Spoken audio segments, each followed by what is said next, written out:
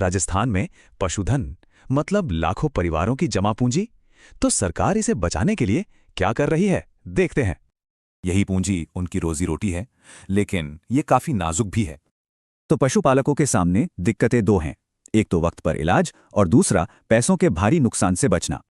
पहले मदद के लिए दूर तक जाना पड़ता था, और अगर एक जानवर भी गया तो समझो सब कुछ चला गया। तो इसका पहला हल निकाला गया अस्पताल को ही घर तक ले आने का।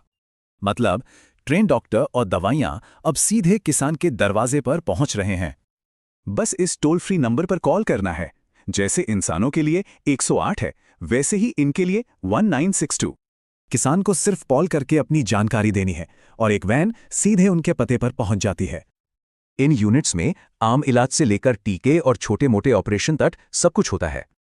तो सवाल यह है कि इस सर्विस का अब तक असर क्या हुआ है।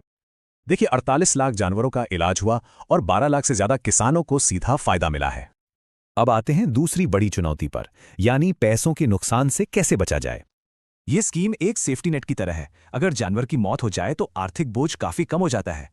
कोई भी जन आधार कार्ड होल्डर इसका फायदा ले सकता है। SC, ST किसानों को इसमें प्राथमिकता भी दी गई है। एक पशु पर 40,000 रुपए तक का बीमा मिलता है। यह जानवर और उसकी दूध देने की क्षमता पर तय होता है। इसके लिए एक तय समय में ऐप या पोर्टल से ऑनलाइन अप्लाई करना होता है। प्रोसेस काफी आसान है। और ये जो मोबाइल ऐप है ना, इससे जन आधार नंबर डालते ही फटाफट रजिस्ट्रेशन हो जाता है। क्लेम का प्रोसेस भी सिंपल है। वेरिफिकेशन के 21 दिन के अंदर पैसा मिल जाता है। ये दोनों स्कीम्स दरअसल राजस्थान की खेती को मॉडर्न बनाने के एक बड़े प्लान का हिस्सा हैं।